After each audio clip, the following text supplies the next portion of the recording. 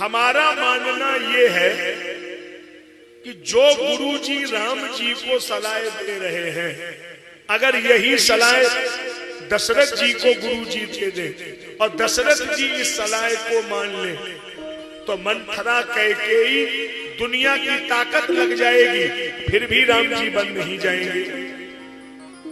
क्योंकि राम जी को जो गुरु जी सलाह दे रहे हैं वो दशरथ जी को देना चाहिए। राम करो सब संयम आजू, राम जी का तो जीवन ही संयम है, उन्हें आप संयम की सलाह क्यों दे रहे?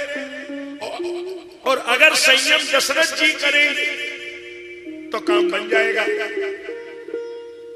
अभी आप पहुंचे नहीं हमारी बात। अच्छा, हम इतना दिमाग खर्च करेंगे कि आपके दिमाग पर पहुंच जाएगी बात। हम कहना ये चाहते हैं कि मंथरा ने अपनी बात कह दी, कैकेयी ने मान ली, वो भवन में चली गई, फिर भी राम जी राजा बनेंगे। क्यों? दशरथ जी संयम करें।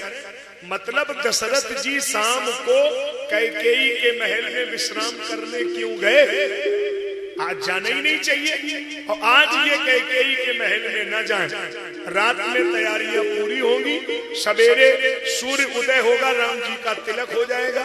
कैकेयी की कोई जरूरत ही नहीं है, न रात में न सुबह। सुबह जरूरत कब होगी? जब राम जी सिंहासन पर बैठेंगे, मुकुट बांधा जाएगा, तब ये कहा जाएगा कि तीनों माताओं को बुलाइए, आरती करवाइए। 2 माताएं थाली लेकर जाएंगी, कैकेयी नहीं जाएगी। तब सूचना आएगी कि कैकेयी कह रही है कि दशरथ जी को बुलाइए, तब दशरथ जी जाएंगे मिलने। तब वो कहेगी कि हम चाहती हैं कि राम जी भरत जी राजा बने, राम जी को बन दिया जाए। तो दशरथ जी सीधा कह देंगे कि तुम चाहती थी तो पहले कहना चाहिए। अब वो कुर्सी पे बैठ गए, खोपड़ी के बल हो जाती, हो गया तो हो गया, सुप्रीम कोर्ट चली जाती, कोई दुनिया की ताकत नहीं रोक सकती। बन गए तो बन गए। अच्छा, अब मेरा मतलब समझे कि नहीं? ये क्यों कह रहा हूं? इसलिए कह रहा हूं कि दशरथ जी तो भगवान के पिता हैं, सर्वथा वंदनीय है, उनके ऊपर मेरी कोई टिप्पणी नहीं है। ये हम सबको सीखना है कि दशरथ जी कैकेयी के काम जाल में इतने फंसे थे कि भगवान को त्यागना स्वीकार किया, लेकिन कैकेयी को त्यागना स्वीकार नहीं किया। और जब हमारे जीवन में काम राज्य रहेगा तो वहां राम राज्य की स्थापना नहीं होगी। ये सबसे महत्वपूर्ण कारण है। देखे काम प्रताप बड़ाई, प्रमाण दूंगा मैं आपको। अब इस कथा को दूसरे रूप में चलिए। अब आपको हम वो दिखाना चाह रहे हैं जो केवल आप पढ़ते हैं, लेकिन उस पर मनन करिए कि क्या क्या किया उस मंथरा ने, क्या है कैकेयी का रोल। अब गुरु जी राम जी को समझा करके बाहर निकले। राम जी संयम करना, ठीक है गुरु जी। अब गुरु जी बाहर निकले तो क्या देखा? बाज गहा गए अबद बधावा। अयोध्या में बाजा बज रहे। गुरु जी ने कहा ये बाजा क्यों बज रहे हैं? अरे भाई ये बाजा क्यों बज रहे हैं? गुरु जी वो राम जी राजा बनने जा रहे हैं, इसलिए बाजा बज रहे हैं। तो राम जी राजा कब बनेंगे?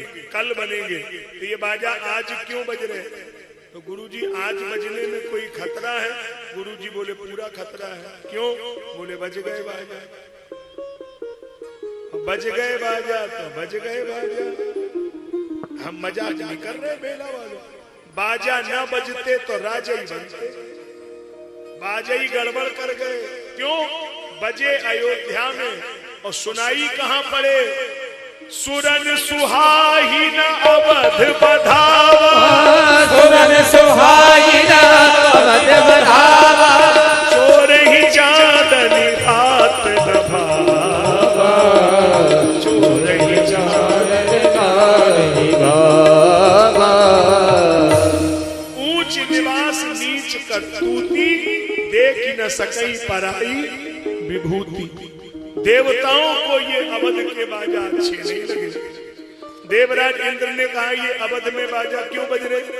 बोले राम जी राजा बनने जा रहे। इंद्र ने कहा ये तो गलत समाचार है, राम जी को राजा नहीं बनना चाहिए।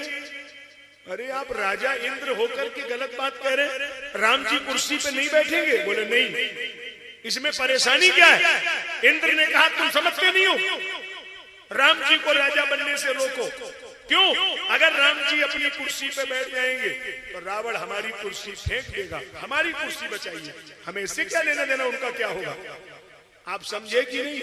ये आजकल कुर्सी वाले यही करते हैं, अपनी बचाए हैं, इनकी फेंकवाए थे भगवान जाने, इनकी कुर्सी बचनी चाहिए बस। इंद्र बोला हमारी कुर्सी बचाइए, और हमारी कुर्सी तब बचेगी जब राम जी कुर्सी पे ना बैठे। राम जी बैठे तो रावण हमारी फेंक देगा, हमारी सुरक्षा करिए। इसके लिए कुछ भी करना हो, राम जी को राजा नहीं बनने देना है। तो किसे भेजा गया? सरस्वती माता। शारद प्रेरता सुमति फिर, शारदा मैया गई और कहां पहुंची? मंथरा अयोध्या में चक्कर लगा रही थी और पूछत लोगन काह उछाहू, काह उछाहू। अच्छा, आप लोगों ने मंथरा को देखा? नहीं, आपने नहीं देखा, गलत बात मैंने बोला, आपने नहीं देखा।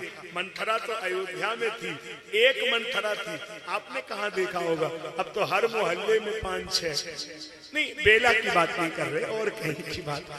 आजकल तो साहब इतनी फुर्सत में रहती है, कोई काम धंधा नहीं है, खाली उनका दिमाग इसमें है कि किनके बहू लड़के को घर से निकलवाना है, किनके सास ससुर को साहब रोटी बंद करानी, किनके घरे साहब बंटवारा कराना, किन्हें किराए पे भिजवाना, पूरे दिन यही करना है साहब।